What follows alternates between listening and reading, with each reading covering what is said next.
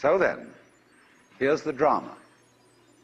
My metaphysics, let me be perfectly frank with you, are that there is the central self. You can call it God, you can call it anything you like. And it's all of us.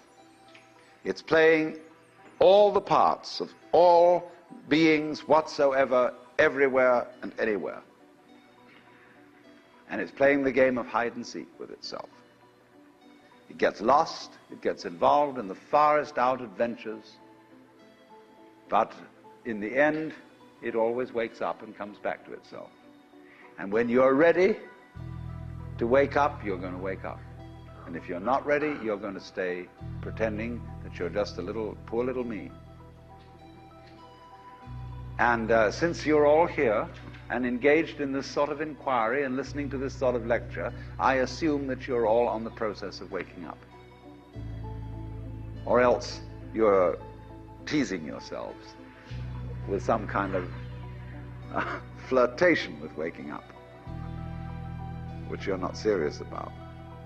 But I assume maybe you are, not serious but sincere, that you are ready to wake up. So then, when you're in the way of waking up and finding out who you really are, you meet a character called a guru. As the Hindus say this word, the teacher, the awakener. And what is the function of a guru? He's the man who looks at you in the eye and says, oh, come off it. I know who you are. You know, you come to the guru and say, sir, I have a problem. I'm unhappy and I want to get one up on the universe, or I want to become enlightened. I want spiritual wisdom. Ah, and the guru looks at you and says, who are you? You know Sri Ramana Maharshi, that great Hindu sage of modern times? People used to come to him and say, Master, who was I in my last incarnation? As if that mattered. And he would say, who is asking the question? And he'd look at you and say, basically, go right down to it. You're looking at me, you're looking out, and you're unaware of what's behind your eyes. Go back in and find out who you are, where the question comes from, why you ask. And if you've looked at a photograph of that man, I have a gorgeous photograph of him.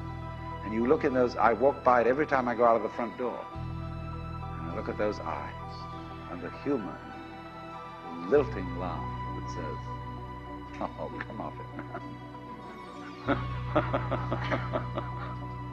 Shiva, I recognize you. When you come to my door and you say, I'm so-and-so, I say, ha ha, what a funny way God has come on today.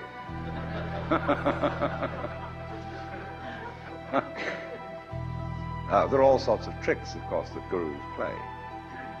They say, well, we're going to put you through the mill. And the reason they do that is simply that you won't wake up until you feel you've paid a price for it. In other words, the sense of guilt that one has, or the sense of anxiety, is simply the way one experiences keeping the game of disguise going on. Do you see that? Supposing you say, I feel guilty. Christianity makes you feel guilty for existing. That somehow the very fact that you exist is an affront. You are a fallen human being. I remember as a child when we went to the services of the church on Good Friday, they gave us each a colored postcard with Jesus crucified on it. And it said underneath, this have I done for thee, what doest thou for me? You know, you felt awful. You nailed that man to the cross. Because you eat steak, you have crucified Christ. Because you killed the bull. And after all, you depend on it. Mithra, it's the same mystery. And what are you going to do about that? This have I done for thee, what doest thou for me? You feel awful that you just exist at all. But that sense of guilt is the veil across the sanctuary. Don't you dare come in. In order to, in all mysteries, when you're going to be initiated, there's somebody saying, don't you come in. You've got to fulfill this requirement, and this requirement, and this requirement, and this requirement. Then we'll let you in. And so you go through the mill. Why? Because you're saying to yourself, I won't wake up until I feel I deserve it. I won't wake up until I've made it difficult for me to wake up. So I invent for myself an elaborate system of delaying my waking up.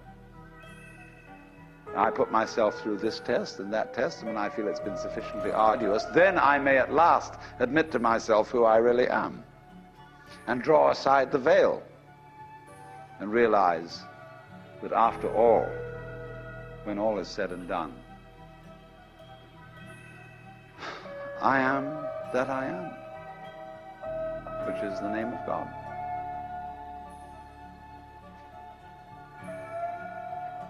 And when it comes to it, that's really rather funny. They say in Zen, when you attain Satori, nothing is left to you at that moment but to have a good laugh.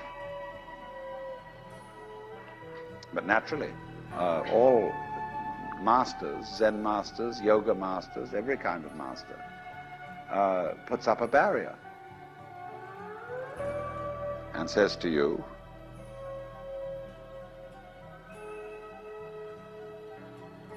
he simply plays your own game. We say anybody who goes to a psychiatrist ought to have his head examined. Because when you go to a psychiatrist, you define yourself as somebody who ought to have his head examined. Same way, the Zen masters say anybody who studies Zen or comes to a Zen master ought to be given 30 blows with a stick. Because he was stupid enough to pose the question that he had a problem. But you're the problem. You put yourself in this situation. So it's a question fundamentally. Do you define yourself as a victim of the world or as the world?